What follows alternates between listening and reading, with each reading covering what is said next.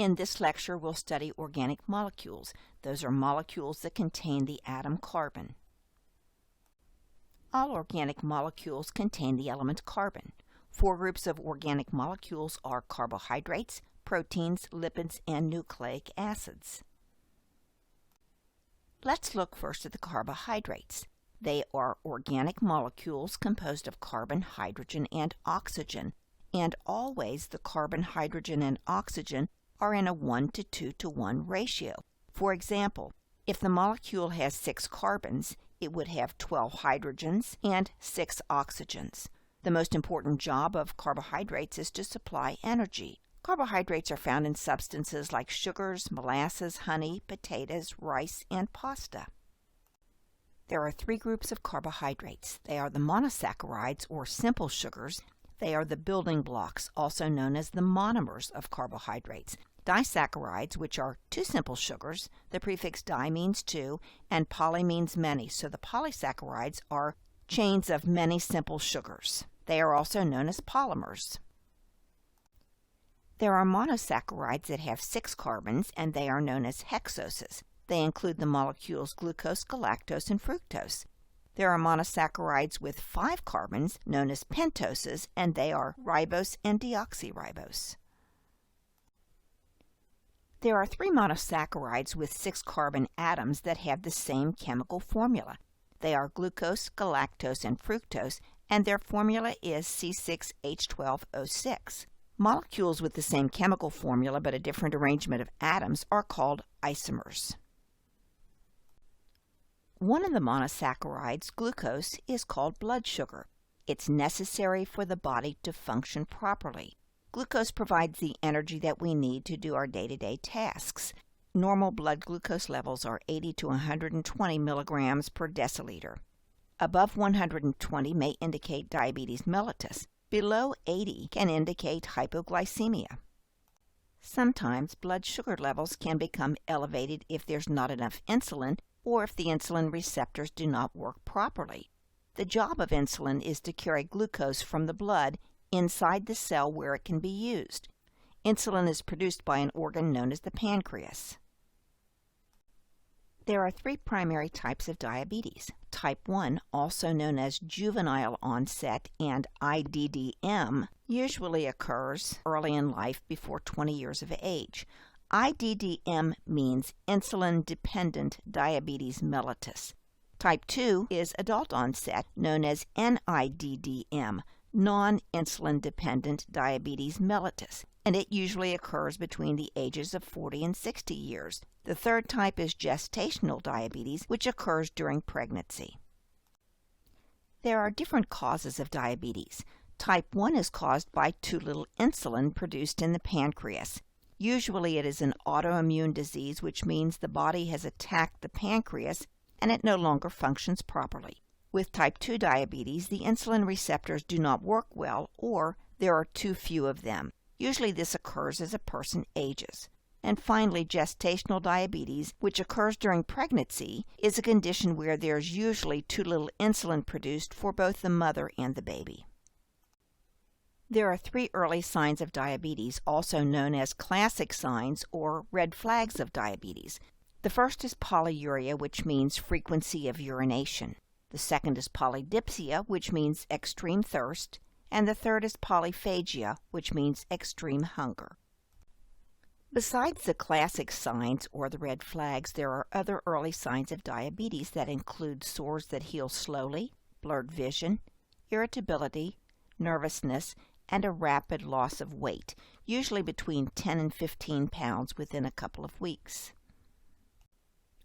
Signs of advanced diabetes include gangrene, amputations, heart problems, kidney failure, and blindness. The following 7 slides are graphic. Please view them with caution. Gangrene is a condition in which the fingertips and toes can turn dark because of lack of enough oxygen. This slide shows a more severe condition of gangrene in the fingertips. In this case, it is likely that those 2 fingertips will be lost. In this picture, the second and third toe are quite dark. The large toe is just beginning to turn dark, so it's very important to begin treatment immediately in hopes of saving the large toe. This slide shows what can happen if a person is not treated promptly for gangrene. After a gangrenous area was removed, infection set in. This shows how the thumb has healed after the distal part was removed. Here are some ways to treat diabetes. First of all, diet is important in all three types. Exercise is important in all three types. Insulin is required for type 1 and sometimes gestational diabetes. Oral medications can be used for type 2, an insulin pump is effective for type 1, and a beta cell transplant of cells from the pancreas for type 1. These treatments are not without problems. Besides being inconvenient, insulin injections allow glucose levels to fluctuate too much. The digestive system breaks down oral insulin. A pump is awkward, and with a transplant there's often rejection. These people may need to take steroids, and steroids can cause bloating and hair loss. This is the same girl using steroids and after she has stopped using steroids. Fructose is the second monosaccharide. It's found primarily in fruits and it's the sweetest of all the sugars. The third monosaccharide is galactose. Anytime you see the ending OSE, it tells you it's a sugar. Galactose is not found free in nature. It is part of lactose or milk sugar. We cannot use galactose. We have to change it to glucose to use it. Some babies are unable to do this, and the inability to do this is called galactosemia. The symptoms of galactosemia begin at about 4 weeks with clouding of the cornea. At about 5 months, enlargement of the liver and spleen occur, as well as ascites. Ascites is the accumulation of fluid in the abdominal cavity. At about 6 months, cataracts can be seen, and if untreated, mental retardation will occur at about 1 year. The first 3 symptoms are reversible. Mental retardation is not reversible. This slide shows you the difference between a clear cornea and a cloudy cornea. Here is a baby with severe ascites in the abdomen. The top of this diagram shows you what happens in babies born with galactosemia. They are unable to convert galactose to glucose, and they are unable to use galactose. However, at about 1 year of age, the bottom of this diagram shows you they begin to produce another enzyme. It's a different enzyme, but it does the same thing. That is, it converts galactose to glucose. This is a backup, something to protect the body. The treatment for galactosemia is a simple one. Give the baby a galactose-free formula until about 1 year of age when they begin to produce that second enzyme. At that time, you will gradually return them to full-strength cow's milk. Galactosemia is a rare disease that affects fewer than 200,000 people, but there are nearly 7,000 rare diseases affecting about 30 million Americans, or 1 in 10.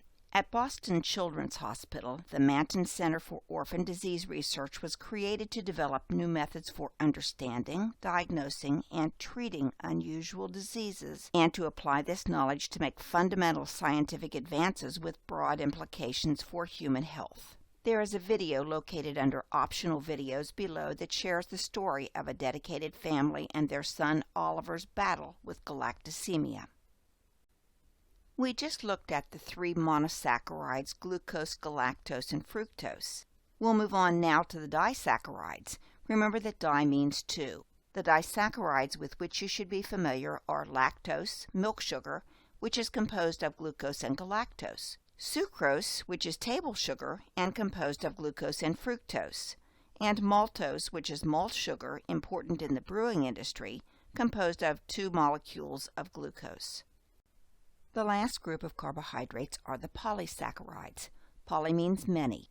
The polysaccharides include starch, which is the storage form of excess glucose in plants, glycogen, the storage form of excess glucose in animals, cellulose, which composes the cell walls of plants and provides strength, and chitin, which provides structural support in animals. All 4 are long chains of glucose.